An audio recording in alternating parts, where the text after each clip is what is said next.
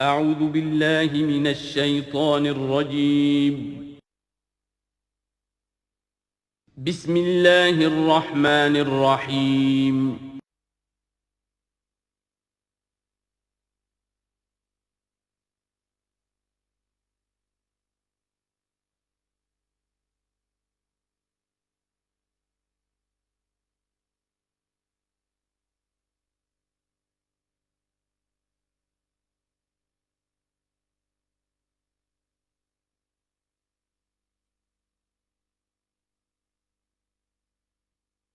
اعوذ باللہ من الشیطان الرجیم بسم اللہ الرحمن الرحیم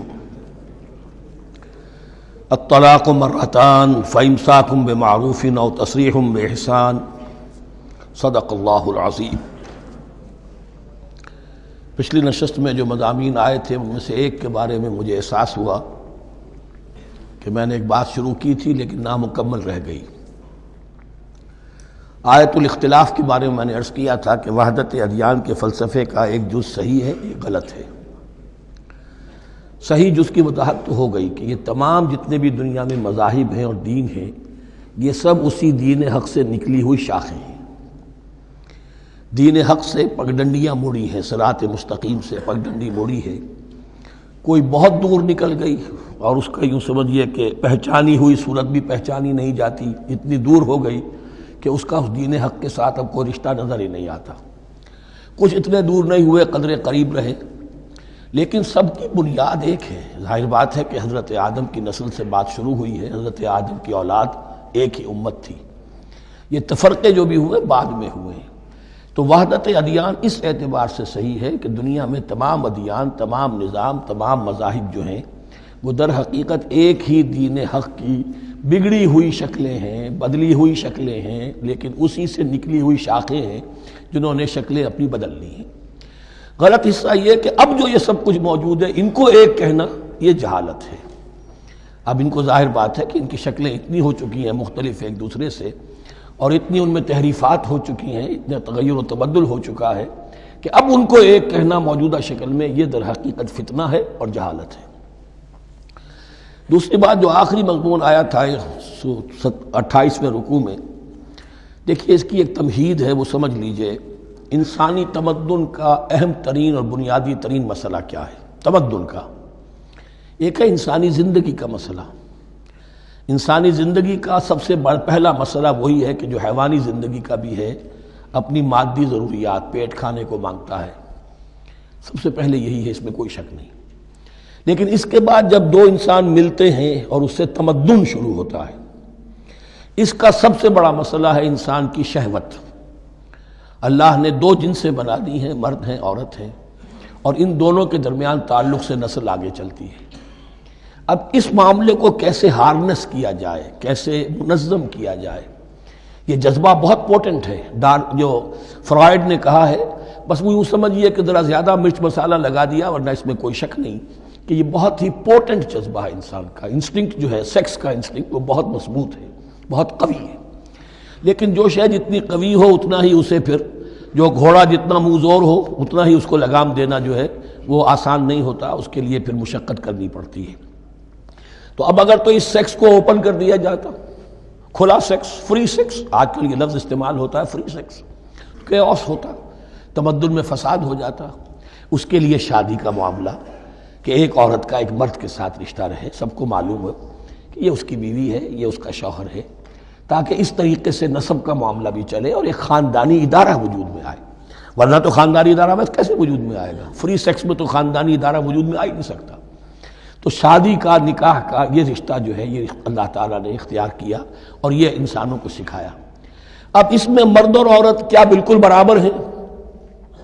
اس سے بڑی حماقت کوئی نہیں، اس لیے کہ کسی بھی ادارے کے دو برابر کے سربراہ نہیں ہو سکتے۔ اتنی موٹی بات ہے کہ اگر آپ کسی ایک محکمے کے دو ڈائریکٹر بنا دیں، بات غلط ہو جائے گی، خراب ہو جائے گی۔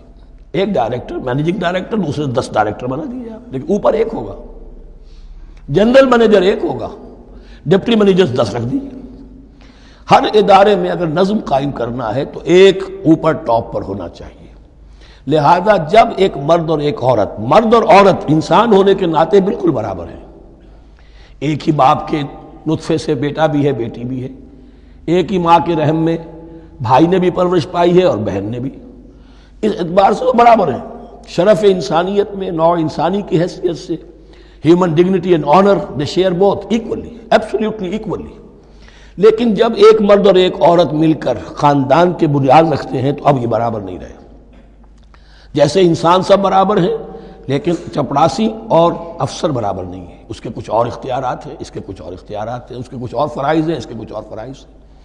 اس طریقے سے اس رشتے کے معاملے میں، اور یہ بھی نوٹ کر لیجئے کہ یہی وجہ اس قدر تفصیل کے ساتھ سب سے پہلے احکام قرآن میں دیے جا رہے ہیں اسی آئلی قوانین کے متعلق، لیکن تمدن کی جڑ بنیاد یہ ہے، یہاں سے خاندان بنتا ہے، اور خاندانوں کے اجتماع کا نام معاشرہ ہے۔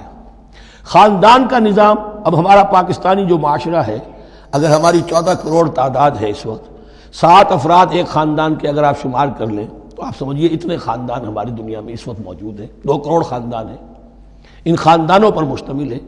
خاندان کا ادارہ مستحکم ہوگا، معاشرہ مستحکم ہو جائے گا۔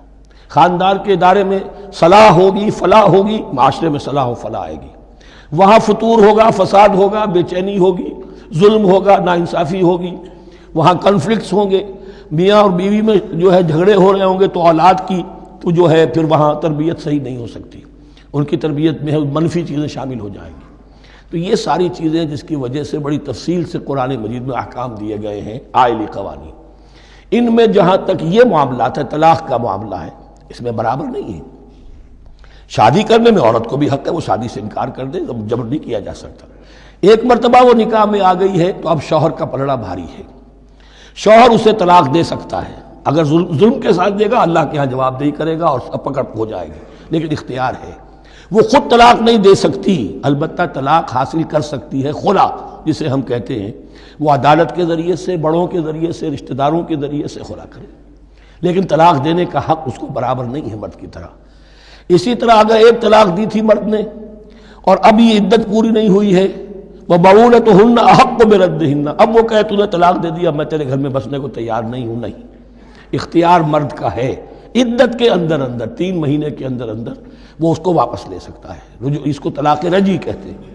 یہ تمام چیزیں ایسی ہیں کہ بہرحال خواتین کو اچھی نہیں لگتی، اور آج کی دنیا میں تو جو یہ مرد و عورت کی مساوات کا سلسلہ ہے، یہ شیطان کا سب سے بڑا فلسفہ اور معاشرے میں فساد اور گندگی پیدا کرنے کا اس کا سب سے بڑا ہتھیار ہے۔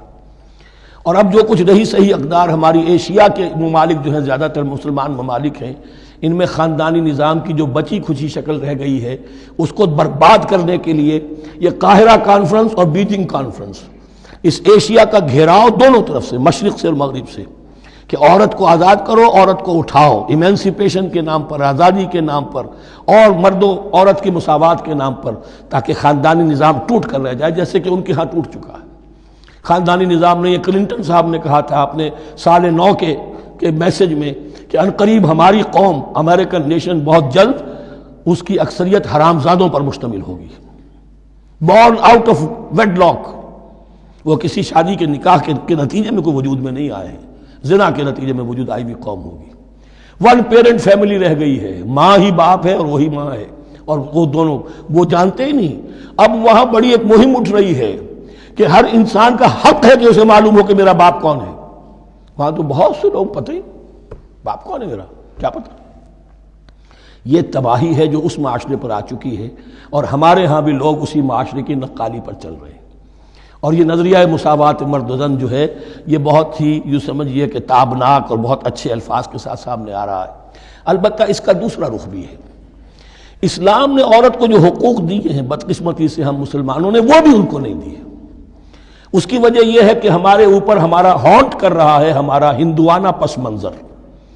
ہندوؤں کے معاشرے میں عورت کی کوئی حیثیت نہیں، نہ اس کی وراثت کا حق ہے، نہ وہ بیوہ ہو جائے تو جینے کا حق تھا اس کو، وہ تو پھر ستی ہو جانا چاہیے اس کو، اس کے لیے تو زندگی کا حق بھی نہیں ہے، وراثت تو بہت دور کی بات رہی، کوئی پراپرٹی کا کوئی سوال نہیں، کسی طرح کی کوئی حیثیت نہیں، کوئی لیگل اینٹیٹی نہیں۔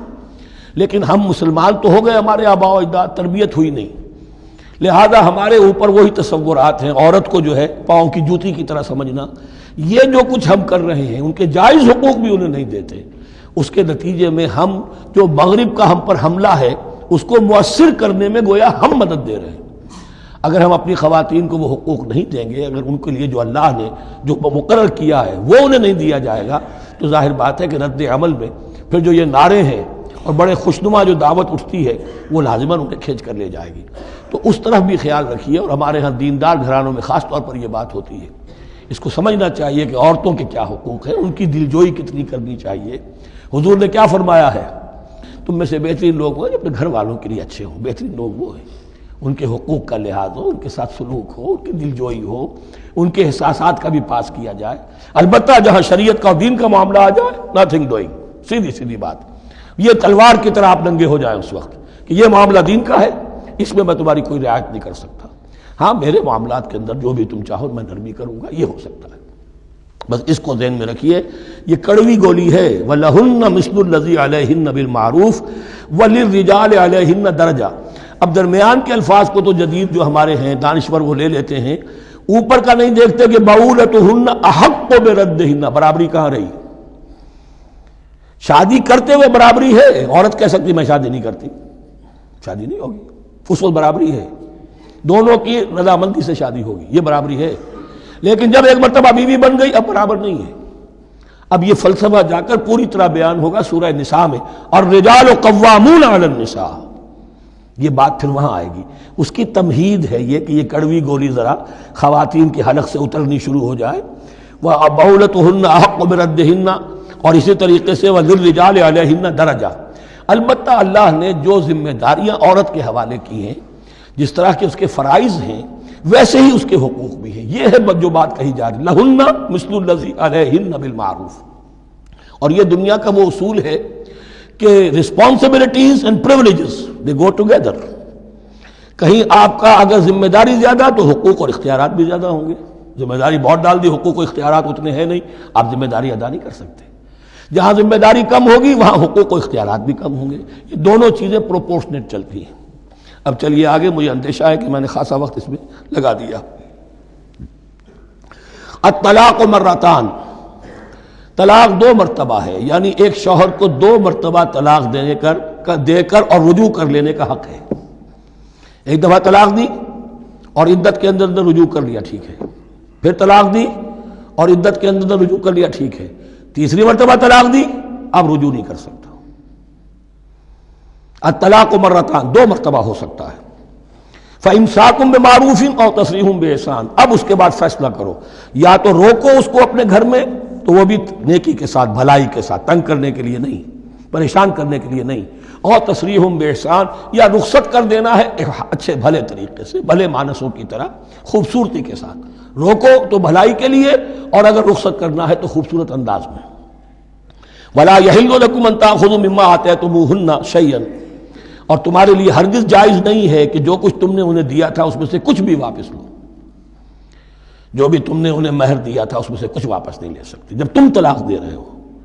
ہاں اگر عورت طلاق مانگے تو اسے اپنے مہر میں سے کچھ چھوڑنا پڑے گا، یہ دوسری بات ہے، لیکن جب بر طلاق دے رہا ہے تو پھر وہ نہیں روک اس کو اس میں سے جو بھی کچھ دیا ہو۔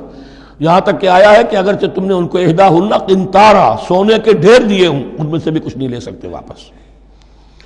وَلَا يَحِلُّ لَكُمْ أَن تَأْخُذُوا مِمَّا آتَيْتُمُوهُنَّ شَيْئًا إِلَّا أَن يَخَافَا أَن لَّا يُقِيمَا حُدُودَ اللَّهِ، البتہ اگر وہ دونوں یہ سمجھیں کہ ہم حدود اللہ کو قائم نہیں رکھ سکیں گے۔ مراد کیا ہے کہ فیملی لائف کے ضمن میں جو اللہ نے احکام دیے ہیں، جو آداب ہیں، جو ان کے مقاصد ہیں، وہ ہمارے مابین اتنی موافقت مزاجی نہیں ہے کہ ہم ساتھ چل سکیں۔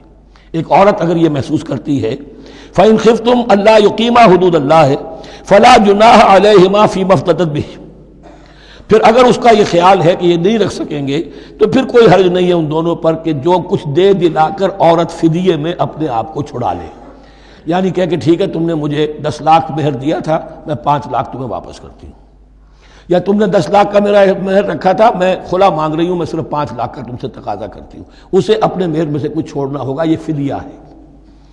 تلک حدود اللہ فلا تعتدوها، یہ اللہ کے حدود ہیں، ان سے تجاوز مت کرو۔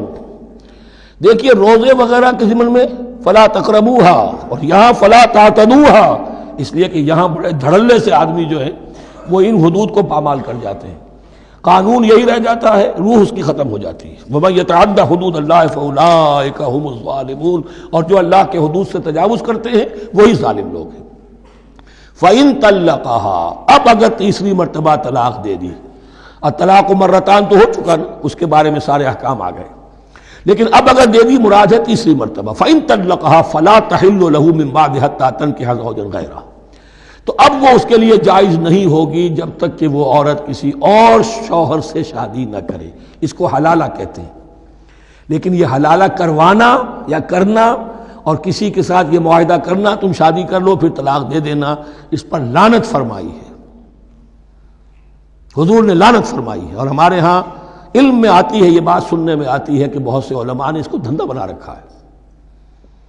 حلالہ مولوی مشہور ہیں مختلف شہروں کے اندر۔ فَإِن طَلَّقَهَا فَلَا تَحِلُّ لَهُ مِن بَعْدُ حَتَّى تَنكِحَ زَوْجًا غَيْرَهُ فَإِن طَلَّقَهَا، پھر اگر وہ بھی دوسری شادی کی دوسری جگہ پر، اس عورت نے اس شوہر سے بھی نہیں بنی، اس نے بھی طلاق دے دی، فَلَا جُنَاحَ عَلَيْهِمَا أَن يَتَرَاجَعَا، تو اب کوئی گناہ نہیں ہوگا ان دونوں پر کہ وہ رجوع کر لیں، پہلے سابق شوہر سے شادی کر لیں۔ یعنی عورت کو شاید عقل آ گئی ہو، کوئی اسی کی زیادتی تھی کہ پہلے شوہر کے ہاں بس نہیں سکی، اب دوسری مرتبہ کا تجربہ ہو گیا تو اس کے کان ہو گیا کہ کوئی غلطی میری ہی ہے، اب شاید دوبارہ وہ اپنے شوہر کی طرف، سابقہ شوہر کی طرف رجوع کرنا چاہے تو اس کی اجازت ہے۔ ان ظنا یقیما حدود اللہ، اگر ان کو یہ یقین ہو کہ وہ اللہ کے حدود کی پاسداری کر سکیں گے۔ اللہ کے حدود جو ہیں احکام شریعت، ان کو بہرحال مد نظر رکھنا ہے اور فائق رکھنا ہے۔ وَتِلْكَ حُدُودُ اللَّهِ يُبَيِّنُهَا لِقَوْمٍ يَعْلَمُونَ، اور یہ وہ حدود ہیں اللہ کے جن کو وہ واضح کر رہا ہے، کھول کھول کر بیان کر رہا ہے ان لوگوں کے لیے کہ جو علم حاصل کرنا چاہیں۔ ترجمہ یہ ہوتا ہے عام طور پر جنہیں علم حاصل ہے، اصل میں کسی وقت فعل کو طلب فعل کے معنی میں استعمال کیا جاتا ہے عربی زبان میں، یعلمون جو جاننا چاہیں، جن کی عدت طلب ہے علم کی۔ وَإِذَا طَلَّقْتُمُ النِّسَاءَ فَبَلَغْنَ أَجَلَهُنَّ، تو جب تم لوگ اپنی بیویوں کو طلاق دو اور پھر وہ اپنی عدت پوری کر لیں، فَأَمْسِكُوهُنَّ بِمَعْرُوفٍ أَوْ سَرِّحُوهُنَّ بِمَعْرُوفٍ، تو اب چاہو تو روکو انہیں لیکن معروف طریقے سے، اور چاہو تو انہیں رخصت کر دو وہ بھی اچھے طریقے پر۔ وَلَا تُمْسِكُوهُنَّ ضِرَارًا لِتَعْتَدُوا، اور دیکھو ایسا نہ کرو کہ تم روکو انہیں تنگ کرنے کے لیے۔ اچھا ذرا اس کی میں اور خبر لوں گا رجوع کر کے، ذرا اگر تو طلاق ہو گئی تو آزاد ہو جائے گی، غصہ اتنا چڑھا ہوا ہے کہ ابھی وہ غصہ ٹھنڈا نہیں ہوا ہے، رجوع کر رہا ہے اس لیے کہ اسے اور پریشان کروں، اسے اور تکلیفیں پہنچاؤں۔ تو اب یہ کیا ہوا، قانون تو اجازت دے رہا ہے لیکن تم نے قانون کا مذاق اڑایا، تم نے اللہ کی دی ہوئی اس اجازت کا ناجائز استعمال کیا۔ ہاں اگر بسانے کا واقعی ارادہ ہو گیا ہے تو ضرور تم رجوع کر لو، رجوع کا حق تمہیں ہے، لیکن اگر یہ نہیں ہے، پریشان کرنا ہے، فلا تمسکوہن ولا تمسکوہن ضرارا لتعتدوا، ضدم ضدہ ان پر زیادتی کرنے کے لیے، ستانے کے لیے۔ ومن یفعل ذلک فقد ظلم نفسہ، اور جو کوئی بھی یہ کام کرے گا اس نے اپنی جان پر ظلم ڈھایا۔ ولا تتخذوا آیات اللہ ہزوا، اور دیکھو اللہ کی آیات کو مذاق اور کھیل نہ بنا لو، ٹھٹھا نہ بنا لو۔ یہ اچھی طرح جان لیجئے، law is law and there can be law which has no flaw. flawless law is impossible.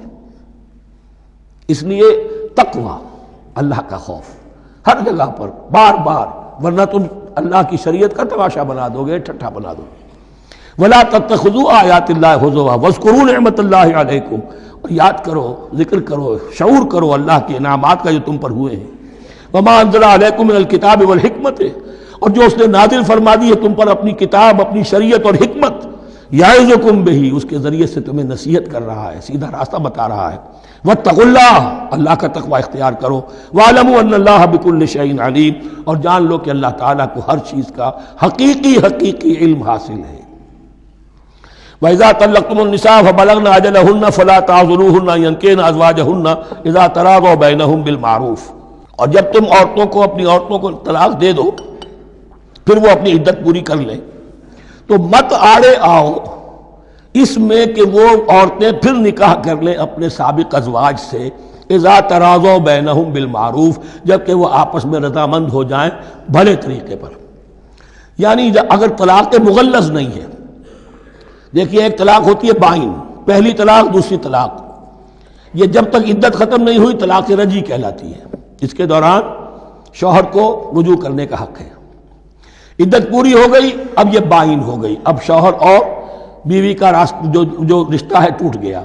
اب اگر نکاح ہوگا تو دوبارہ ہوگا، اس میں عورت کی مرضی کو دخل ہے، عدت کے اندر عورت کی مرضی کو دخل نہیں ہے، لیکن عدت کے بعد اب عورت کو اختیار ہے، اب تو نکاح ثانی ہوگا سوائے طلاق مغلظ کے۔ تیسری طلاق اگر ہو گئی ہے تو پھر جب تک اس کا نکاح کسی اور سے نہ ہو جائے وہ بھی طلاق دے دے تو ان کے درمیان نکاح نہیں ہو سکتا۔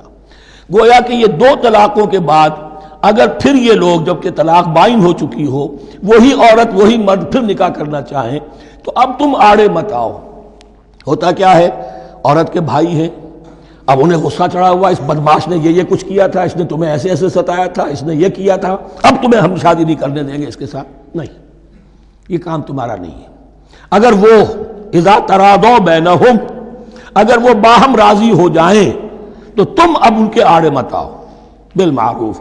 ذالک یوعظ بہ من کان منکم یؤمن باللہ والیوم الآخر، یہ وہ چیزیں ہیں جن کی نصیحت کی جا رہی ہے تم میں سے ان کو جو واقعتاً ایمان رکھتے ہو اللہ پر اور یوم آخر پر۔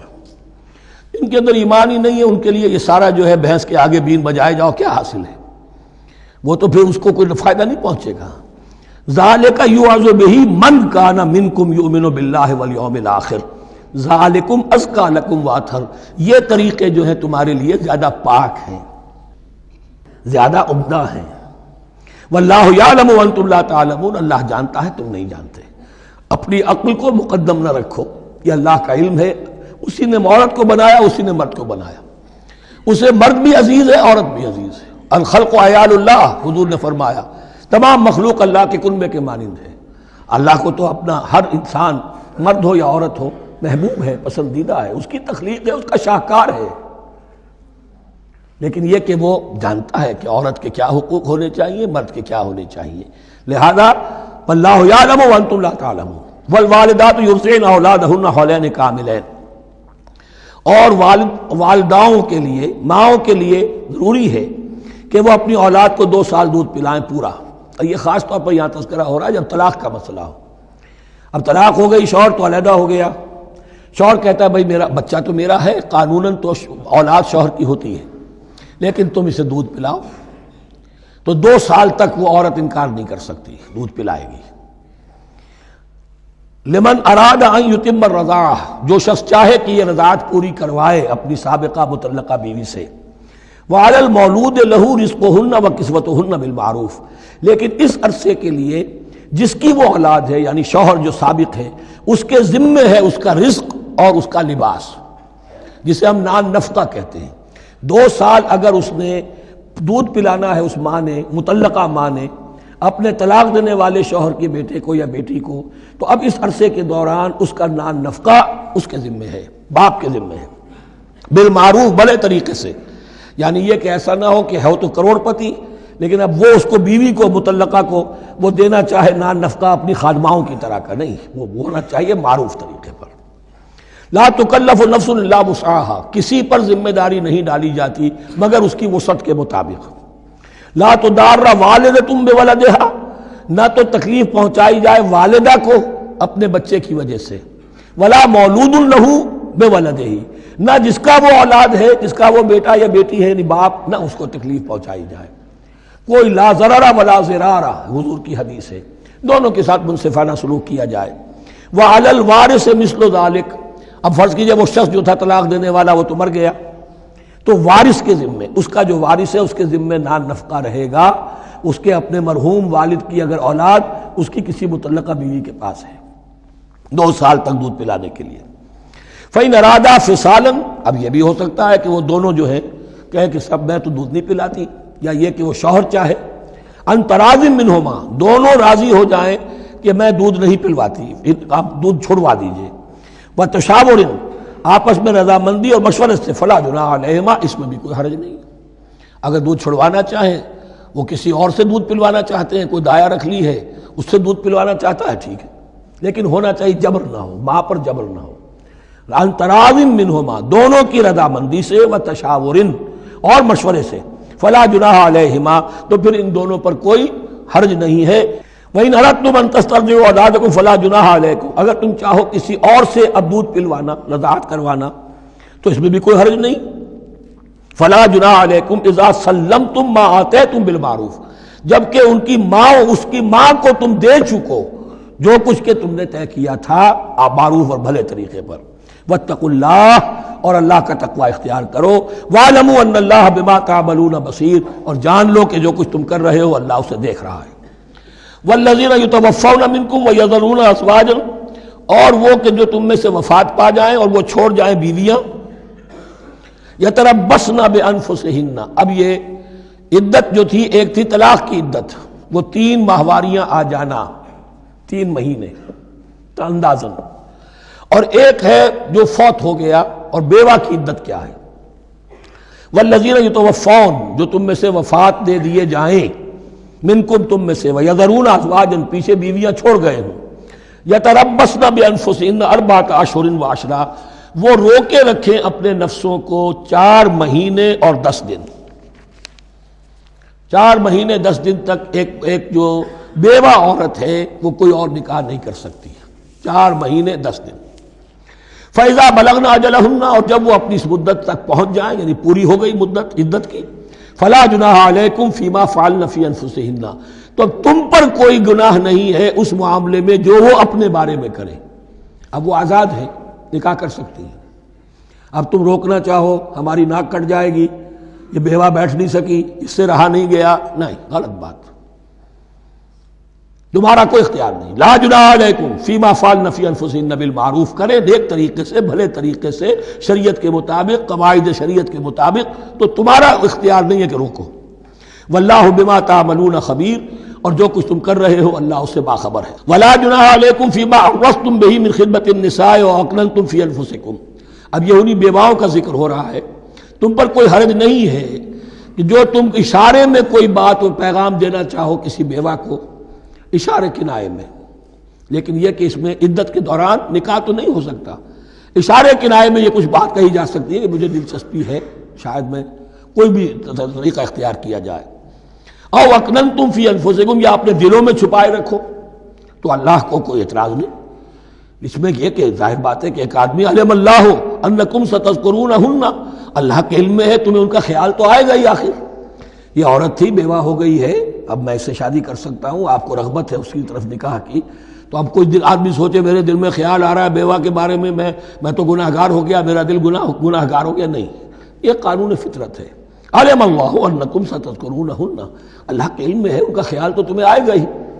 ولکن لا تواعدوہن سرا، لیکن ایسا نہ کرو کہ ان سے معاہدہ کر لو خفیہ، طے ہو جائے، بات پکی ہو جائے. سرا الا ان تقولوا قولا معروفا، سوائے اس کے کہ کوئی معروف بات کہہ دی جائے جس سے انہیں اشارہ مل جائے، بس. ولا تعزموا عقدۃ النکاح حتی یبلغ الکتاب اجلہ، اور مت باندھو گراہ نکاح کی جب تک کہ قانون شریعت اپنی مدت پوری نہ کر لے، یعنی عدت جب تک پوری نہ ہو جائے. اب یہاں دیکھیے حتی یبلغ الکتاب، کتاب سے مراد شریعت، قانون شریعت. کتاب سے مراد یہاں کیا ہے کہ جو بھی قانون آ چکا ہے کتاب کے اندر، 4 مہینے 10 دن کے بعد نکاح اس سے پہلے نہیں ہوگا. وَاعْلَمُوا أَنَّ اللَّهَ يَعْلَمُ مَا فِي أَنفُسِكُمْ فَاحْذَرُوهُ، اور جان لو کہ اللہ خوب جانتا ہے جو تمہارے دلوں میں ہے، پس اس سے ڈرو، اس کی پکڑ سے بچو. وَاعْلَمُوا أَنَّ اللَّهَ غَفُورٌ حَلِيمٌ، اور یہ بھی جان لو اللہ غفور بھی ہے، بخشنے والا بھی ہے. وہ خطا ہو گئی ہے، استغفار کرو، توبہ کرو، اللہ معاف فرمائے گا. اور حلیم ہے، وہ فوراً نہیں پکڑتا بلکہ ڈھیل دیتا ہے، مہلت دیتا ہے، اگر چاہو تو تم توبہ کر لو. لا جناح علیکم ان طلقتم النساء ما لم تمسوهن او تفرضوا لهن فریضہ، تم پر کوئی گناہ نہیں ہے کہ تم ایسی بیویوں کو طلاق دے دو کہ جن کو نہ تو تم نے اب تک چھوا ہو اور نہ ان کے لیے مہر مقرر کیا ہو.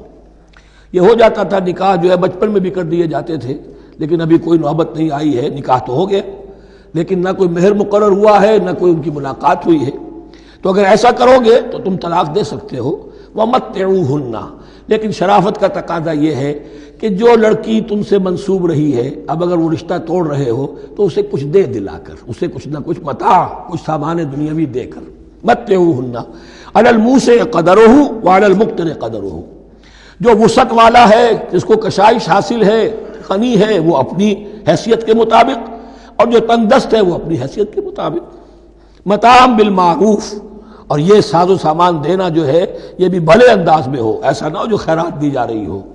حقا علی المحسنین، یہ حق ہے محسنین پر، یہ سمجھے کہ ہم پر اللہ تعالیٰ کی طرف سے عائد کردہ یہ ذمہ داری ہے۔ وَإِن طَلَّقْتُمُوهُنَّ مِن قَبْلِ أَن تَمَسُّوهُنَّ وَقَدْ فَرَضْتُمْ لَهُنَّ فَرِيضَةً، اور اگر دوسری شکل یہ ہے کہ تم نے طلاق دی ایسی بیوی کو کہ جس کو تم نے چھوا تو نہیں ہے لیکن مہر مقرر ہو چکا تھا، فَنِصْفُ مَا فَرَضْتُمْ، تو اب آدھا مہر جو ہے جو تم نے فرض کیا تھا، جو طے کیا تھا، اس کا آدھا تو تمہیں دینا ہی دینا ہے۔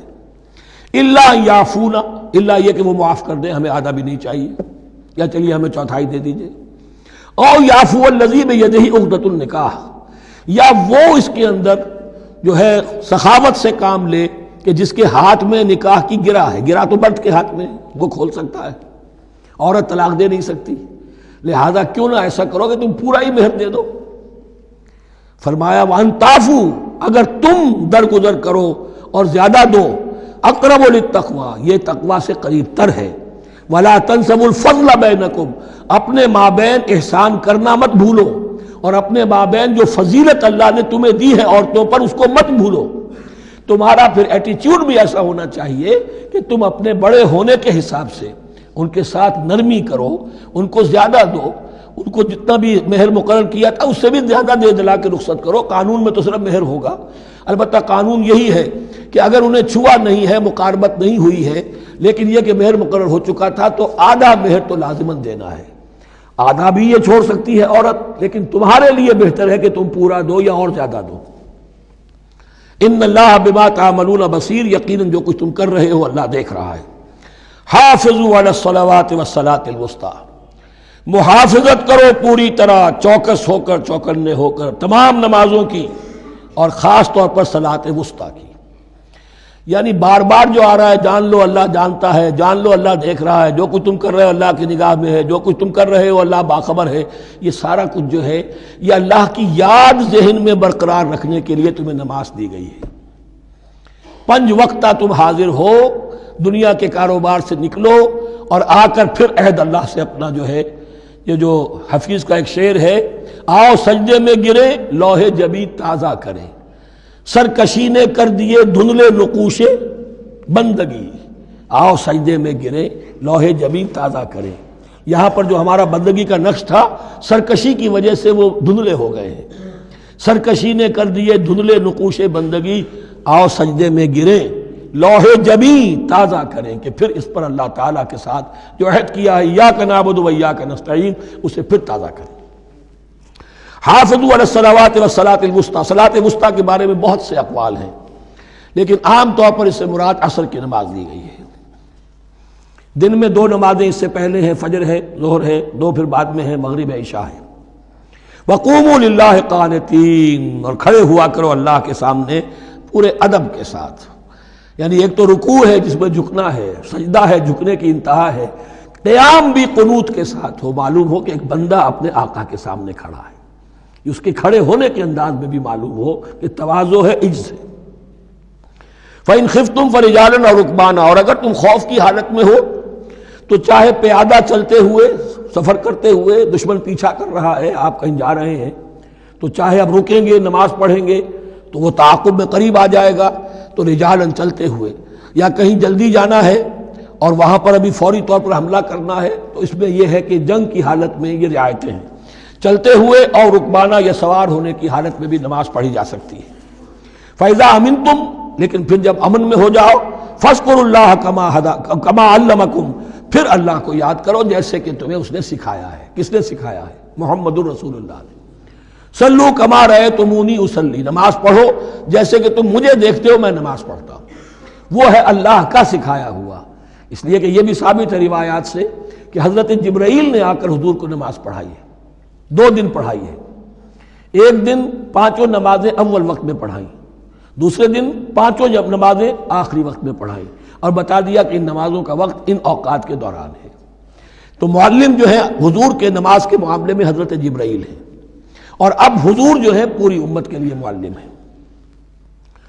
فَإِذَا أَمِنْتُمْ فَاذْكُرُوا اللَّهَ كَمَا عَلَّمَكُمْ مَا لَمْ تَكُونُوا تَعْلَمُونَ، جو کچھ تم نہیں جانتے تھے اللہ نے تمہیں سکھایا ہے۔ وَالَّذِينَ يُتَوَفَّوْنَ مِنْكُمْ وَيَذَرُونَ أَزْوَاجًا، اور پھر دوبارہ لوٹ کر معاملہ آ رہا ہے بیواؤں کا، اور جو لوگ تم میں سے وفات دے دیے جائیں اور وہ چھوڑ جائیں پیچھے بیویاں، وصیۃ لازواجہم متاعا الی الحول غیر اخراج، تو ان کی بیویوں کے لیے وصیت لازماً، اپنی بیویوں کے لیے وصیت لازماً کریں 1 سال تک کے لیے نان نفقے کی، اور بغیر اس کے کہ انہیں گھروں سے نکالا جائے۔ اب یوں سمجھیے اس کو، ایک شخص فوت ہوا، 4 بیویاں ہیں، ایک کے ہاں اولاد تھی، بیٹا تو اسی کا ہے، باقی 3 تو اس کی جو ہیں سوتیلی مائیں ہیں۔ ایک ماں کو تو وہ اپنی ماں سمجھ کر اس کی خدمت کرے گا، باقی 3 کو لائبلٹی سمجھے گا۔ تو فرمایا ایسا نہ ہو کہ فوراً نکال دو کہ جاؤ اپنا راستہ لو، جس سے تمہاری شادی تھی وہ گیا۔ 1 سال کے لیے انہیں گھر سے نہ نکالا جائے اور ان کا نان نفقہ دیا جائے۔ لیکن یہ بھی اصل میں تھا وصیت کا، جب یہ جو قانون آئے گا وراثت کا تو اس سے پہلے کے لیے، جیسے کہ والدین کے لیے کہا گیا تھا وصیت کرو، ایسے بیویوں کے لیے بھی کرو۔ جب ان کا حق آ گیا، اس لیے کہ شوہر مر گیا ہے تو بیوی کا حق ہے اس کی وراثت میں، بیوی مر گئی ہے شوہر کا حق ہے اس کی وراثت میں، تو وہ تو وراثت کے اندر حق معین ہو گیا، تو اب یہ وصیت کی ضرورت نہیں۔ اور اسی طرح 1 سال کا نفقہ نہیں ہے، اب نفقہ جو ہے وہ صرف عدت کے دوران کا ہے، جو ہم اس سے پہلے پڑھ چکے ہیں۔ فَإِنْ خَرَجْنَ فَلَا جُنَاحَ عَلَيْكُمْ فِي مَا فَعَلْنَ فِي أَنفُسِهِنَّ، لیکن اگر وہ خود نکل جائے، ظاہر بات ہے کہ عدت ہوتی 4 مہینے 10 دن، اب تم سال بھر روکو گے تو نہیں ان کو، اگر وہ شادی کر کے کہیں اور جا کے بسنا چاہے تو تم پر کوئی الزام نہیں آئے گا، جو کچھ وہ کرتی ہیں اپنی جانوں کے بارے میں معروف ہو، بھلے طریقے پر، معروف طریقے پر۔ واللہ عزیز الحکیم، اور یقیناً اللہ تعالیٰ زبردست ہے، حکمت والا۔ وللمطلقات متاع بالمعروف، اسی طرح مطلقات کے لیے بھی ساز و سامان زندگی کی ضروریات ہے معروف طریقے پر، حقا علی المتقین، لیکن یہ ہے عدت کے وقت تک کے لیے۔ اسی معاملے میں شاہ بانو کیس میں ایک جو فیصلہ دیا تھا یہ کلکتہ ہائی کورٹ نے، اس پر پھر ہندوستان میں ایجیٹیشن ہوا۔ اس نے یہ فیصلہ دیا تھا کہ کوئی مسلمان اپنی بیوی کو طلاق دے دے تو اب وہ بیوی اگر تو دوسری شادی کر لے تب تو بات دوسری ہے، ورنہ جب تک زندہ رہے گی اس طلاق دینے والے پر اس کا نان نفقہ جو ہے رہے گا پوری زندگی تک۔ اس پر مسلمانوں نے کہا، بھارت کے مسلمانوں نے، یہ ہماری شریعت میں دخل اندازی ہے، شریعت نے صرف عدت تک کا حق رکھا ہے مطلقہ کے لیے، تم ساری زندگی کہاں سے لا رہے ہو؟ پھر وہ فساد ہوا، پھر بہت سے لوگوں نے جانیں دیں، پھر جو ہے ایجیٹیشن ہوا، لیکن پھر راجیو گاندھی کو گھٹنے ٹیکنے پڑے، اور پھر قانون بنا دیا گیا بھارت میں کہ کوئی عدالت ہندوستان کی including supreme court of India مسلمانوں کے آئلی قوانین میں دخل نہیں دے سکتی۔ میں سلام کیا کرتا ہوں مسلمانوں نے بھارت کو، مسلمانوں نے وہاں پر یہ بات بھی نہیں ہونے دی کہ جب قرآن شریعت کا حکم جو ہے وہ یہ ہے کہ مطلقہ کو عدت تک کے لیے دان نفقہ ہے تو ساری زندگی کا کوئی معاملہ نہیں۔ کذالک یبین اللہ لکم آیاتہ لعلکم تعقلون، اسی طرح اللہ تعالیٰ تمہارے لیے اپنی آیات کو واضح کر رہا ہے تاکہ تم عقل سے کام لو اور سمجھو۔ اب جو 2 رکوع اگلے آ رہے ہیں یہ بڑے اہم ہیں اس اعتبار سے کہ یہ تاریخ بنی اسرائیل کا غزوہ بدر ہے جس کا تذکرہ ہوگا۔ میں ایک بات آپ کو بنی اسرائیل کی تاریخ کی بتا چکا ہوں کہ جب حضرت موسیٰ کے انتقال کے بعد یوشع ابن نون کی سرکردگی میں انہوں نے جہاد کیا، قتال کیا تو فلسطین فتح ہو گیا، لیکن انہوں نے چھوٹی چھوٹی حکومتیں 12 بنا لی اور آپس میں لڑتے بھی رہے۔ لیکن 300 برس کے بعد پھر صورتحال پیدا ہوئی، وہ واقعہ ہوگا جو اب سامنے آ رہا ہے کہ جب ان کے اوپر دنیا تنگ ہو گئی، آس پاس کے جو کافر اور مشرک لوگ تھے انہوں نے انہیں دبا لیا، بہت سو کو ان کے گھروں سے، ان کے ملکوں سے نکال دیا، تو پھر تنگ آ کر انہوں نے کہا اس وقت کے نبی سے کہ ہمارے لیے کوئی بادشاہ بنا دیجئے، سپہ سالار بنا دیجئے، اب ہم اللہ کی راہ میں جنگ کریں گے۔ تو وہ جو جنگ ہوئی ہے طالوت اور جالوت کی، اس جنگ کے بعد سے خلافت راشدہ شروع ہوئی ہے دور بنی اسرائیل کی۔ گویا کہ خلافت راشدہ دور بنی اسرائیل کی 300 برس بعد آئی ہے ان کے رسول کے انتقال کے، جبکہ خلافت راشدہ اس امت مسلمہ کی متصل ہے رسول اللہ صلی اللہ علیہ وسلم کے زمانے کے ساتھ، اس لیے کہ صحابہ نے جانیں دیں، خون دیا، قربانیاں دیں، اور اس کے نتیجے میں حضور کی زندگی ہی میں دین غالب ہو گیا، اسلامی ریاست قائم ہو گئی۔ تو ظاہر بات ہے اس کے بعد آپ کے انتقال کے بعد خلافت کا دور شروع ہو گیا، لیکن وہاں یہ سارے سال 300 برس گزرے ہیں، اس کے بعد ان کا دور خلافت آیا ہے، اور اس میں بھی 3 خلافتیں ہیں کہ جو متفق علیہ ہیں، ویسے وہاں تو وہ نبوتیں ہیں، طالوت علیہ السلام، داؤد علیہ السلام اور سلیمان علیہ السلام، چوتھی خلافت پر آ کر تقسیم ہو گئی ہے، جیسے حضرت علی کے زمانے میں چوتھی خلافت میں عالم اسلام جو ہے دارالاسلام منقسم ہو گیا کہ مصر اور شام نے حضرت علی کی خلافت کو تسلیم نہیں کیا۔ اسی طرح حضرت سلیمان کے دو بیٹوں میں پھر ان کی مملکت تقسیم ہو گئی، ایک اسرائیل اور ایک یہودیہ، یہ دو ریاستیں وجود میں ہیں، جیوڈی۔ بہرحال یہ جو واقعہ تھا کہ جس کے بعد خلافت راشدہ شروع ہو رہی ہے، اسلام کا غلبہ شروع ہو رہا ہے حضرت موسیٰ کی تاریخ میں، وہ ہے طالوت اور جالوت کی جنگ۔ اس کے لیے اب یہاں پر تذکرہ ہو رہا ہے، اور یہ بھی ایک آئینہ دکھایا جا رہا ہے صحابہ کرام کو، اب یہی مرحلہ تمہیں درپیش ہے۔ غزوہ بدر آیا چاہتا ہے، آئینہ، coming events cast their shadows before, تمہیں پہلے سے بتایا جا رہا ہے۔ الم تر الی الذین خرجوا من دیارہم، کیا تم لوگوں نے غور نہیں کیا، کیا تم نے غور نہیں کیا ان لوگوں کے حال پر کہ جو نکل گئے اپنے گھروں سے، وہم الوف، جبکہ وہ ہزاروں کی تعداد میں تھے، حذر الموت، موت سے ڈر کی وجہ سے، یعنی جب کفار اور مشرکین نے غلبہ کر لیا ان پر اور بہت سے ملکوں سے یہ بھاگے اپنے ملک چھوڑ کر، فقال لهم اللہ موتوا، تو اللہ نے ان سے کہا کہ مر جاؤ، ثم احیاہم، پھر انہیں زندہ کیا۔ یہاں یہ بھی ہو سکتا ہے مراد کہ فی الواقع یہ عمل ہوا ہو، اور یہ بھی مراد ہو سکتا ہے جیسے قوم مر جاتی ہے لیکن پھر اس کا نشأت ثانیہ ہو جاتی ہے، پھر اللہ نے ان کے اندر ایک جذبہ پیدا کر دیا۔ یعنی یہاں پر مرنا اور احیاء جو ہے وہ معنوی ہو، روحانی ہو، اخلاقی ہو، وہ بالفعل جسدی نہ ہو، لیکن اللہ کے اختیار سے باہر نہیں، اس کی قدرت میں ہے، سب کو مار کر بھی دوبارہ جلا سکتا ہے۔ ان اللہ لذو فضل علی الناس ولکن اکثر الناس لا یشکرون، اور یقیناً اللہ تعالیٰ تو اپنے بندوں پر بڑا فضل کرتا ہے، لیکن اکثر لوگ جو ہے شکر نہیں کرتے، ناقدری کرتے ہیں اللہ کے احسانات کی۔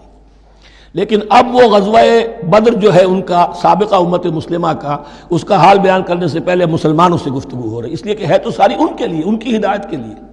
تاریخ بیان کرنا قرآن کا مقصد نہیں ہے، تاریخ کی کتاب نہیں ہے یہ، تو جو پروسیس آف ریولوشن چل رہا تھا، جو جد و جہد تھی، جو تحریک تھی محمد رسول اللہ کی، جس مرحلے میں سے وہ تحریک گزر رہی ہے، اسی مرحلے کی مناسبت سے سابقہ تاریخ سے بھی واقعات لائے جا رہے ہیں، اور اسی کی مناسبت سے وہ جو بھی وقتی احکام ہیں وہ دیے جا رہے ہیں۔ وَقَاتِلُوا فِي سَبِيلِ اللَّهِ وَاعْلَمُوا أَنَّ اللَّهَ سَمِيعٌ عَلِيمٌ، اور جنگ کرو اللہ کے راستے میں، اور جان لو اللہ تعالیٰ سب کچھ سننے والا اور جاننے والا ہے۔ مَنْ ذَا الَّذِي يُقْرِضُ اللَّهَ قَرْضًا حَسَنًا فَيُضَاعِفَهُ لَهُ أَضْعَافًا كَثِيرًا، کون ہے وہ شخص کہ جو اللہ کو قرض حسنہ دے؟ یہ انفاق جب کیا جاتا ہے خالص اللہ کے دین کے لیے، تو اللہ کہتا ہے یہ میرے ذمہ قرض ہے، دین میرا ہے، تم میرے دین کو غالب کرنا چاہتے ہو، میری حکومت قائم کرنا چاہتے ہو، تو جو کچھ اس میں خرچ کرو گے وہ مجھ پر قرض ہے، قرض حسنہ ہے۔ من ذا الذی یقرض اللہ قرضا حسنا فیضاعفہ لہ، تو اللہ اس کو اس کے لیے بڑھاتا رہے، دگنا کرتا رہے، اضعافا کثیرا، دگنا چوگنا، بہت گنا۔ واللہ یقبض ویبسط، اور اللہ کے اختیار میں کسی چیز کو چھوٹا کر دینا، سکیر دینا، اور کھول دینا اور کشائش کر دینا۔ وَإِلَيْهِ تُرْجَعُونَ، اور اسی کی طرف تمہیں لوٹا دیا جائے گا۔ یہاں دیکھیے یہ دونوں چیزیں، جہاد بالنفس اس کی آخری شکل قتال، اور جہاد بالمال اس کے لیے پہلے لفظ آ رہا تھا انفاق، اب قرض حسنہ، اللہ کو قرض حسنہ۔ أَلَمْ تَرَ إِلَى الْمَلَإِ مِن بَنِي إِسْرَائِيلَ مِن بَعْدِ مُوسَىٰ، کیا تم نے غور نہیں کیا موسیٰ کے بعد بنی اسرائیل کے سرداروں پر، ملا من بعد موسیٰ، اذ قالوا لنبی لہم، جبکہ انہوں نے اپنے نبی سے کہا، یہ تو میں آپ کو حدیث سنا چکا ہوں، کوئی وقت ایسا نہیں گزرا حضرت موسیٰ کے بعد کہ نبی کوئی نہ کوئی موجود نہ رہا ہو، حضرت عیسیٰ تک۔ اس زمانے کے جو نبی تھے ان سے انہوں نے کہا لَهُمْ مُبَعْثْ لَنَا مَلِكًا نُقَاتِلْ فِي سَبِيلِ اللَّهِ، اب ہمارے لیے کوئی بادشاہ مقرر کر دیجئے تاکہ ہم اللہ کی راہ میں قتال کریں، جنگ کریں۔ یہاں بادشاہ سے مراد ہے جو سپہ سالار ہو، نبی ہے تو ظاہر بات ہے کہ نبی کا رتبہ تو بلند رہے گا، لیکن نبی کے تابع ہو کر کوئی شخص کہ جو جنگ کی سپہ سالاری کر سکے اس کو نامزد کر دیجئے۔ قال هل عصیتم ان کتب علیکم القتال الا تقاتلوا، جو نبی تھے یہ سموئیل نبی تھے، سموئیل، یہ آپ اولڈ ٹیسٹمنٹ میں پڑھیں گے سموئیل نبی۔ انہوں نے کہا کہ اس کا بھی اندیشہ ہے کہ جب جنگ فرض کر دی جائے اللہ تقاتلوا، پھر تم جنگ نہ کرو، یعنی ابھی تو بڑے تمہارے دعوے ہیں، بہادری دکھا رہے ہو، بڑا جوش و خروش ہے، کہیں ایسا تو نہیں ہوگا کہ ادھر سے میں اللہ تعالیٰ سے اجازت بھی لوں جنگ کی اور تمہارے لیے کوئی سپہ سالار یا بادشاہ بھی بنا دوں اور پھر تم جنگ سے کرنی کترا جاؤ۔ قالوا وما لنا الا نقاتل فی سبیل اللہ، ان کا کیا کیسے ممکن ہے کہ ہم اللہ کی راہ میں قتال نہ کریں؟ وقد اخرجنا من دیارنا وابنائنا، جبکہ ہمیں نکال دیا گیا ہے ہمارے گھروں سے اور ملکوں سے اور اپنے بیٹوں سے، یعنی ان کی اولاد کو تو انہوں نے غلام بنا لیا، ان کی عورتوں کو بانیاں بنایا، اب یہ تو نکلے ہوئے ہیں اپنے ملکوں سے خوف سے بھاگے ہوئے۔ فلما كتب عليهم القتال، تو جب ان پر وہ جنگ فرض کر دی گئی، تولوا الا قليلا منهم، تو پیٹھ پھیر گئے سب کے سب سوائے کچھ لوگوں کے۔ یہ گویا کہ تنبیہ کی جا رہی ہے، مسلمانوں تم بھی بہت کہتے رہے ہو کہ حضور ہمیں جنگ کی اجازت ملنی چاہیے، ہم کب تک یہ ظلم سہیں گے؟ لیکن ایسا نہ ہو، دیکھو اب جب جنگ کا حکم آئے، اب پڑھ چکے ہم وہ آیت كتب عليكم القتال وهو كره لكم، اب اچھی نہیں لگ رہی جنگ، جان تو پیاری ہے، تو اب دکھا دیا گیا وہاں بھی یہ ہوا۔ واللہ علیم بالظالمین، اور اللہ ایسے ظالموں سے خوب باخبر ہے۔ وقال لهم نبیہم، اور ان سے کہا ان کے نبی نے، ان اللہ قد بعث لکم طالوت ملکا، تمہارے لیے اللہ تعالیٰ نے طالوت کو بادشاہ مقرر کیا ہے۔ ان کا نام تورات میں آیا ہے سول یا ساؤل، SAUL۔ اب یہ سمجھ میں نہیں آتا، ہو سکتا ہے کہ اصل نام ساؤل ہو، لیکن چونکہ وہ بہت قداور تھے، طول قداور، اس لیے ان کا ایک صفاتی نام ہو طالوت۔ قرآن مجید نے صفاتی نام لیا ہے کہ وہ بہت قداور تھے۔ قالوا انا یکون له الملک علینا، اب انہوں نے کہا کیسے ہو سکتا ہے کہ اسے بادشاہت ملے ہمارے اوپر، ونحن احق بالملک منہ، ہمیں زیادہ حق حاصل ہے اس کے مقابلے میں کہ ہمیں بادشاہی دی جائے۔ ولم یؤت سعۃ من المال، وہ تو مفلس ہے، اسے تو اللہ نے کوئی زیادہ دولت دی نہیں ہے، کیونکہ ان کے معیار تو یہی تھے، جو دولت مند ہے وہی صاحب عزت ہے۔ قال ان اللہ اصطفاہ علیکم، اب نبی نے کہا اب جو چاہو کہو، اللہ نے اس کو چن لیا ہے تم پر، یہ فیصلہ اب ہو چکا، اللہ کا فیصلہ ہے، ڈیوائن ججمنٹ ہے، ڈیوائن ڈیسیجن ہے، کین ناٹ بی ریووکڈ۔ وزادہ بسطۃ فی العلم والجسم، اور اسے کشادگی عطا کی ہے علم اور جسم دونوں چیزوں میں، قداور ہے، طاقتور ہے، اور اسی طریقے سے علم اور فہم دیا ہے۔ تم دولت دیکھتے ہو، اللہ نے چنا ہے ان دو چیزوں کی بنا پر، جسمانی طاقت، جسمانی قوت، اس دور میں ظاہر بات ہے اس کی بہت ضرورت تھی، اور دوسرے یہ کہ اسے علم دیا ہے، فہم دیا ہے، سمجھ دی ہے، دانش دی ہے۔ واللہ یؤتی ملکہ من یشاء، اور اللہ تعالیٰ جس کو چاہتا ہے اپنی بادشاہت دے دیتا ہے۔ واللہ واسع علیم، اللہ بہت سمائی والا ہے، واسع، اس کی وسعت جو ہے وہ اتھا ہے، اور علیم، اور سب کچھ واسع علیم، جاننے والا ہے، یعنی وہ جس کو جو کچھ دیتا ہے بربنائے علم دیتا ہے، کون اس کا مستحق ہے۔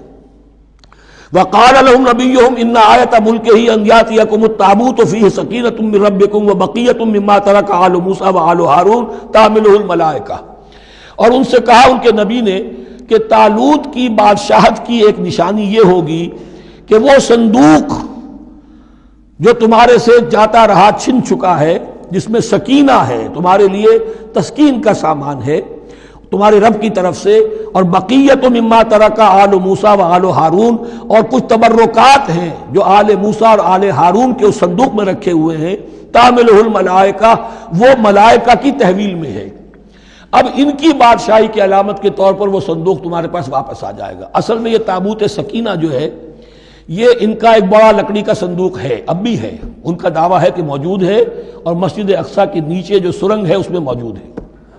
بعض ذرائع سے فوٹو لے کر بھی انہوں نے ڈاکومنٹری فلم بھی ابھی دکھا دی ہے کہ موجود ہے۔ نبوکدنضر نے جب گرایا تھا 586 قبل مسیح میں، جو حضرت سلیمان کا بنایا ہوا ہیکل تھا، اس کے تہخانے میں وہ رہتا تھا، اور وہیں پر جو ربائی تھے وہاں موجود تھے، ربانیین، تو جب گرایا گیا ہے اس کو ہیکل کو تو اسی میں وہ دب گئے ہیں، لیکن وہ چاروں طرف سے جو بھی تہخانہ تھا بند ہو گیا ہوگا، اور وہاں پر ان کی لاشیں بھی ہیں اور تابوت سکینہ بھی ہے۔ لیکن ہوا یہ تھا کہ جب ان کے پڑوسی ملکوں نے انہیں شکستیں دی تو وہ تابوت سکینہ بھی چھین کر لے گئے۔ اب اس میں گویا کہ ان کے لیے بہت بڑی بات تھی کہ ان کے لیے کم سے کم ایک دل کی روحانی تسکین کا سامان تھا۔ ہمارے پاس حضرت موسیٰ کے تبرکات ہیں، عصائے موسیٰ اس میں ہے، رکھا ہوا ہے، اب بھی ہے۔ اسی طریقے سے اس میں وہ جو جن تختیوں پر تورات لکھی ہوئی دی گئی تھی حضرت موسیٰ کو، وہ موجود ہے، ان کے کہنے کے مطابق اب بھی ہے۔ تو اس طریقے سے ان کے لیے تسکین ہوتی تھی، جیسے کہ مسلمان کو خانہ کعبہ کو دیکھ کر تسکین ہوتی ہے، تو فرمایا اس میں تمہارے لیے سکینت بھی ہے اور تمہارے آل موسیٰ اور آل ہارون کے تبرکات بھی ہیں۔ تحملہ الملائکہ، اس وقت وہ ملائکہ کی تحویل میں ہوا یہ کہ جہاں وہ تابوت لے گئے ان کے دشمن، وہاں پلیگ آ گئی۔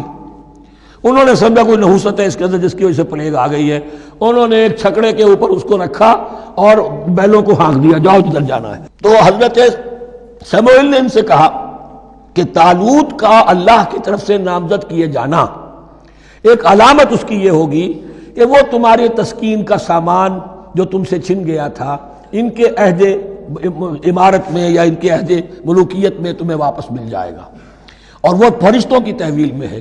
تو ایک روز وہ چھکڑا جو ہے وہ لیے ہوئے وہ تابوت ان کے ہاں پہنچ گیا۔ ان فی ذلک لآیۃ لکم ان کنتم مؤمنین، یقیناً اس میں تمہارے لیے نشانی ہے اگر تم ماننے والے ہو۔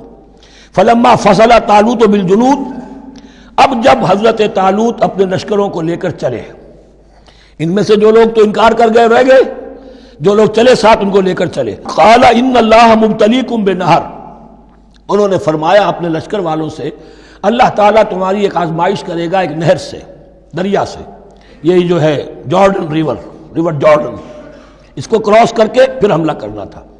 فمن شرب منہ فلیس منی، جو اس میں سے پیٹ بھر کر پانی پیے گا وہ مجھ میں سے نہیں ہے۔ ومن لم یطعمہ فإنہ منی، جو اس میں سے پانی نہیں پیے گا وہ میرا ساتھی ہے۔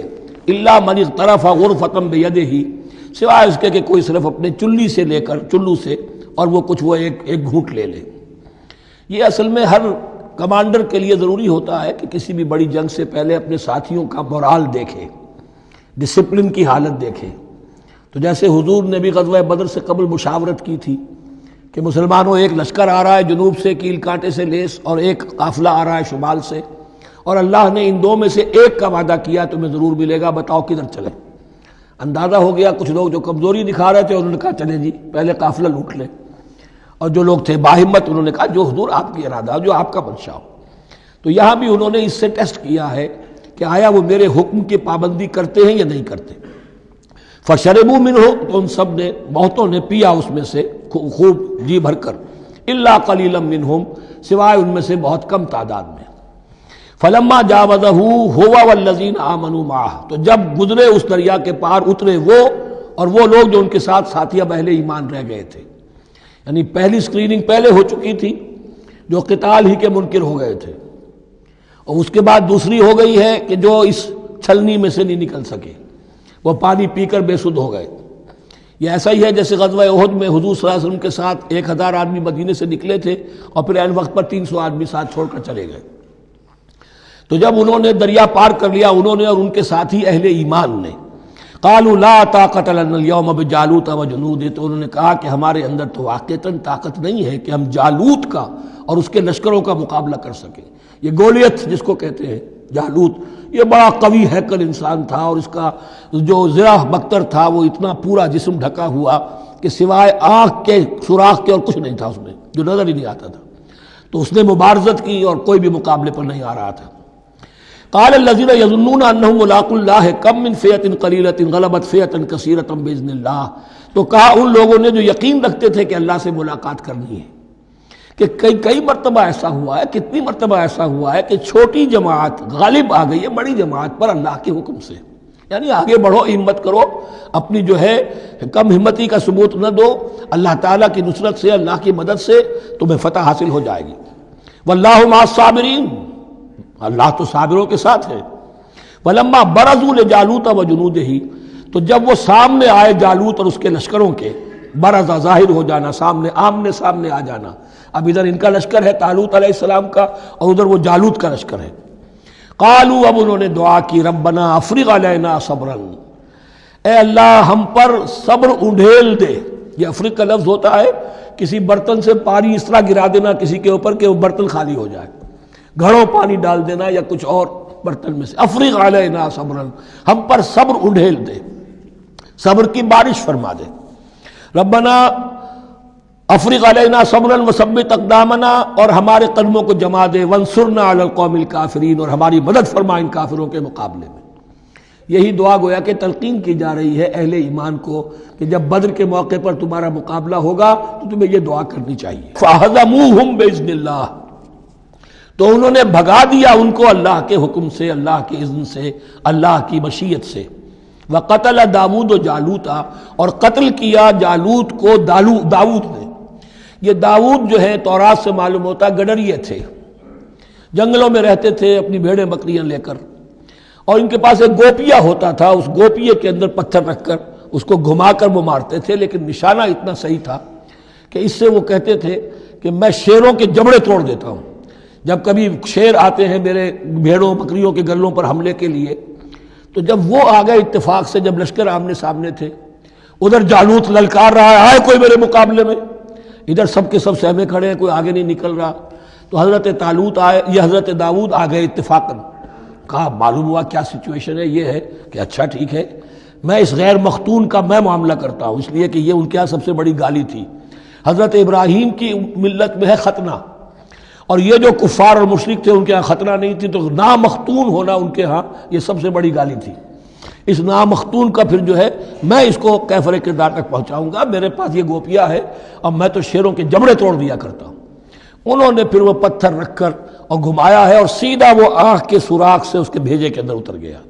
اور اس طریقے سے قتل داؤد و جالوتا، داؤد نے جالوت کو قتل کیا، اور اللہ تعالیٰ نے پھر ان کو جو براتِ عطا کیے. وَآتَاهُ اللَّهُ الْمُلْكَ وَالْحِكْمَةَ وَعَلَّمَهُ مِمَّا يَشَاءُ.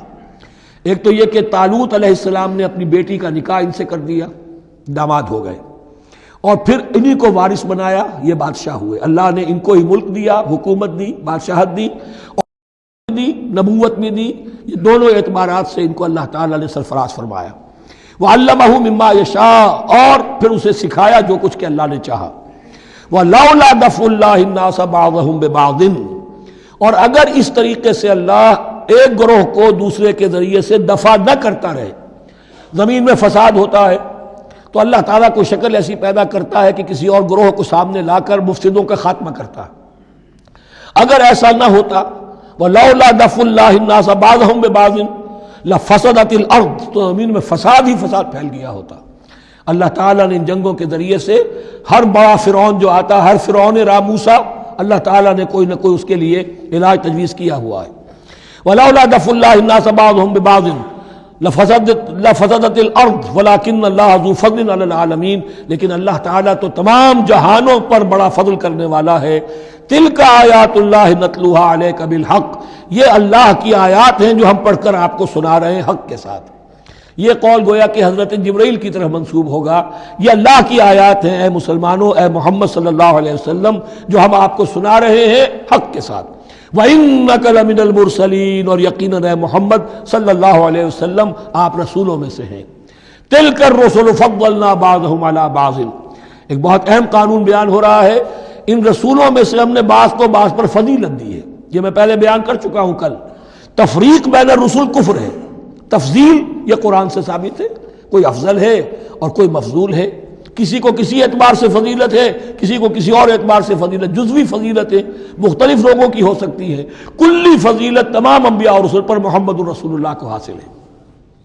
تِلْكَ الرُّسُلُ فَضَّلْنَا بَعْضَهُمْ عَلَى بَعْضٍ مِّنْهُمْ مَنْ كَلَّمَ اللَّهُ، ان میں سے وہ بھی تھے جن سے اللہ نے کلام فرمایا، حضرت موسیٰ علیہ السلام. وَرَفَعَ بَعْضَهُمْ دَرَجَاتٍ، اور بعضوں کے اور کسی اعتبار سے درجات بڑھا دیے. وَآتَيْنَا عِیسَیٰ ابْنَ مَرْیَمَ، اور ہم نے عیسیٰ ابن مریم کو البینات بڑے کھلے معجزے دیے. وَأَیَّدْنَاهُ بِرُوحِ الْقُدُسِ، اور ان کی مدد فرمائی حضرت جبرائیل کے ساتھ. وَلَوْ شَاءَ اللَّهُ مَا اقْتَتَلَ الَّذِينَ مِن بَعْدِهِم مِن بَعْدِ مَا جَاءَتْهُمُ الْبَيِّنَاتُ، لیکن اللہ چاہتا تو یہ آپس میں نہ لڑتے جھگڑتے، نہ یہودیوں کی آپس میں جنگیں ہوتی، نہ یہودیوں نصرانیوں کی ہوتی، نہ نصرانیوں کے فرقے ایک دوسرے سے لڑتے. وَلَوْ شَاءَ اللَّهُ مَا اقْتَتَلَ الَّذِينَ مِن بَعْدِهِم مِن بَعْدِ مَا جَاءَتْهُمُ الْبَيِّنَاتُ، اس کے بعد کہ ان کے پاس واضح تعلیمات آ چکی تھیں. وَلَٰكِنِ اخْتَلَفُوا، لیکن انہوں نے اختلاف کیا.